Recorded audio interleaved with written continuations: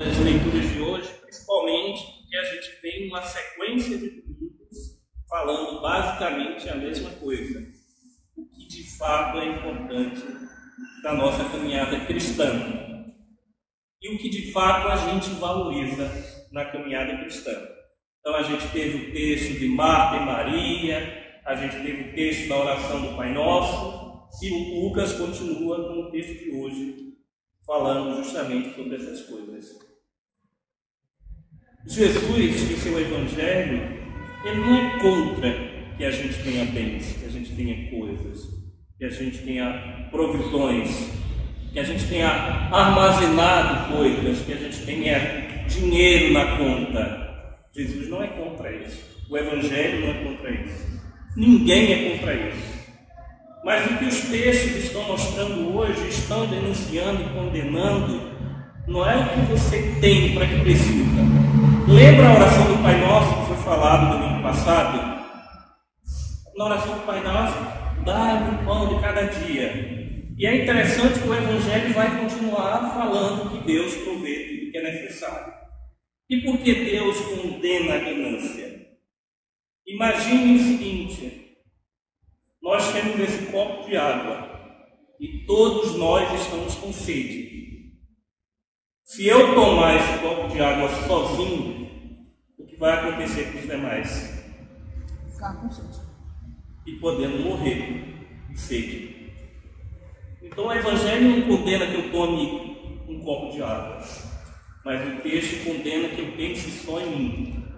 E isso acontece na humanidade já de século, quando rios são desviados, coisas são criadas. E eu gosto que o texto nos lembra algumas coisas. Primeiro, que a vida é finita. E graças a Deus por isso, que a vida é finita. Porque imagina uma pessoa com a ganância que sabe que vai viver para sempre só acumulando, acumulando, acumulando. E a gente sabe, a gente aprende na escola, na faculdade, que os recursos humanos e os recursos naturais são escassos, não é ilimitado. Uma hora acaba. E quando a gente olha para o mundo, para o Brasil e para outros lugares, e agora em especial a faixa de Gaza, a gente percebe que não é falta de comida, é a ganância. A ganância, ela causa morte, ela causa destruição, ela causa sofrimento a longo prazo. A ganância, ela não causa sofrimento só para mim, ela causa sofrimento para mim, do Nolan e para os filhos do Nolan que virá, e assim sucessivamente. E é isso que o Evangelho está dizendo, e é isso que o Evangelho está condenando. Quando a gente olha para o texto bíblico, quando a gente olha para os salmos, para as leituras que foram feitas, Jesus diz: olha, isso não está certo, isso não é proposta do reino de Deus, que a gente leu no Evangelho do domingo passado. Mas Jesus faz um convite para todos, mas para a gente que se diz cristão e seguidor dele, já não é mais um convite, é uma ordem. Existe o convite para quem não é cristão, e para quem é cristão é ordem. Sempre foi assim, será assim. Quando o Evangelho se dirige para quem algo se intitula cristão ou cristã, não é convite, não é talvez, é ordem. E ele diz que entre a gente não pode ser assim. E eu acho muito interessante porque a gente vive a dinâmica de compartilhar recursos. Por exemplo, agora de manhã a gente compartilhou o café da manhã, a gente vai compartilhar a Santa Ceia, a gente compartilha várias coisas. E a gente tem vivido a dinâmica de compartilhar os recursos entre as nossas comunidades. Morano e a Andresa, que está aqui, sabe disso, que a gente tem essa dimensão, dessa profundidade, desse compromisso.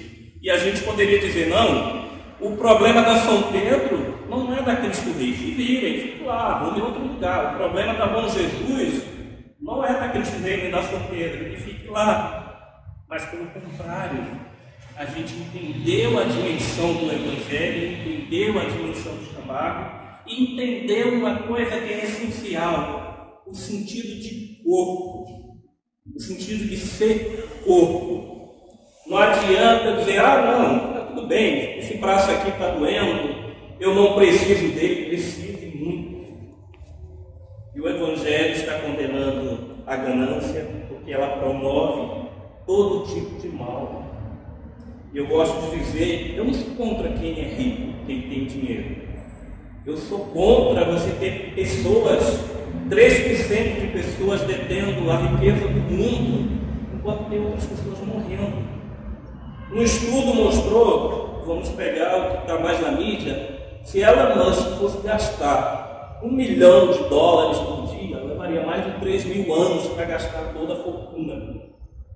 O Evangelho não condena que a gente tenha bens, mas a gente lembra que o recurso é escasso. Então, quem tem mais, alguém vai ficar faltando. E eu fico olhando os textos bíblicos, e quando alguém chega para Jesus e diz: olha, Jesus, pede para o meu irmão dividir comigo.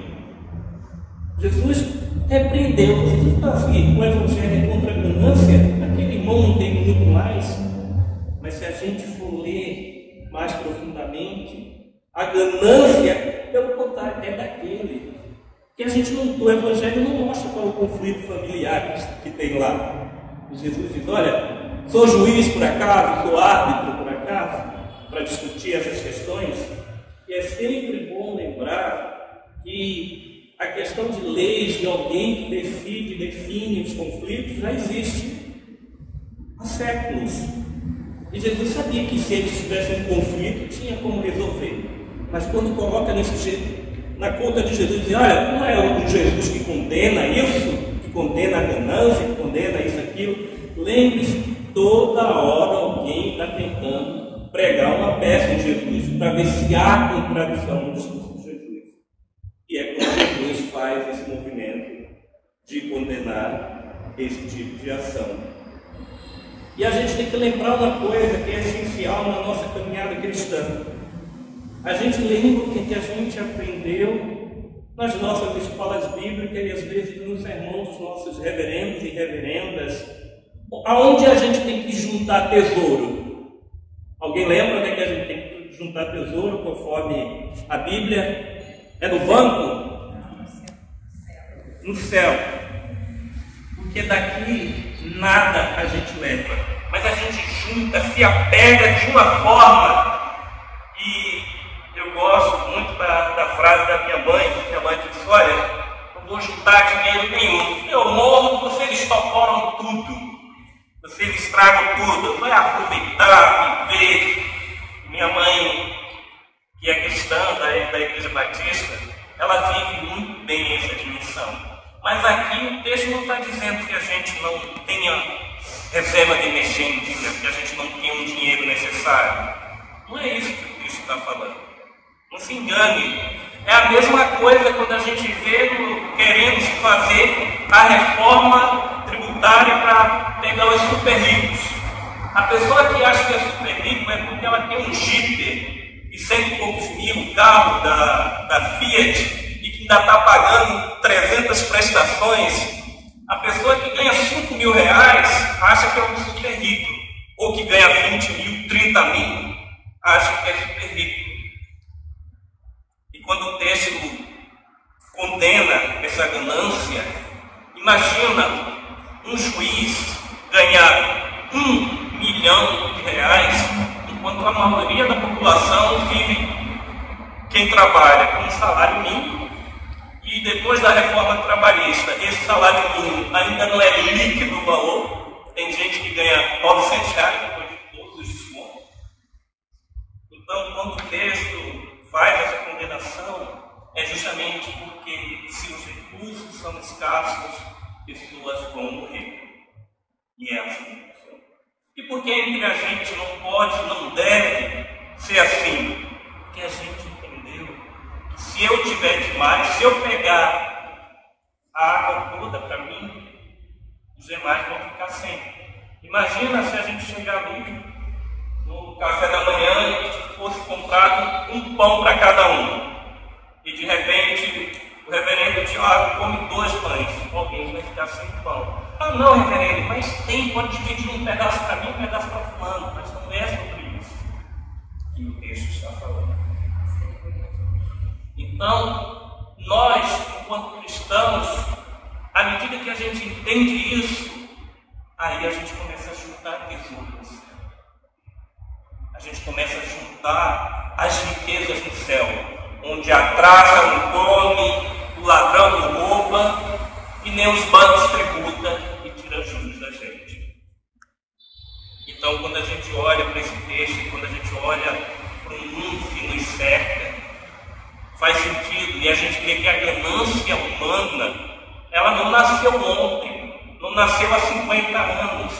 Desde que o homem é homem, existe isso. E quando o texto chega lá no final, diz: olha, hoje toda essa ganância não te garantiu nada, hoje tua vida vai ser ceifada. Ninguém escapa da morte. E graças a Deus por isso, ninguém escapa da morte. E quando diz isso, mesmo assim, as pessoas se apegam. E eu fico pensando que, enquanto cristão, se eu não denunciar isso, não dizer que isso não compatua com o plano de Jesus, com o reino de Deus, eu não vou estar sendo profético. E ser profético é isso. É dizer: não, isso aqui vai na contramão do reino de Deus. E que nós, enquanto comunidades, aqui em Jacarepaguá, São Pedro, Cristo Rei e Bom Jesus, possamos entre nós viver esse evangelho, viver essa partilha, viver isso que a gente já vive, que não tenhamos ganância, que tenhamos a dimensão de que nossos recursos é nossos recursos. Ah não, aqui é só meu, não existe só meu no reino de Deus. E a gente lembra que no princípio, lá nas primeiras comunidades, as pessoas vendiam as coisas e entregavam a um líder para que fosse partilhado, para que ninguém passasse necessidade. Que Deus abençoe a essa caminhada, a esse chamado que nós temos, e que assumamos o compromisso com Deus. Não é com o reverendo Moroni, não é com o reverendo Tiago, não é com a igreja anglicana, é com Deus. Compromisso de tornar o mundo um lugar mais justo, e que não sejamos gananciosos. Ambição e ganância são duas coisas diferentes. A gente quer ter uma coisinha melhor, quem não quer? Mas quando eu digo que aquilo é só o foco, as pessoas passam por cima dos outros, matam, destroem pela ganância.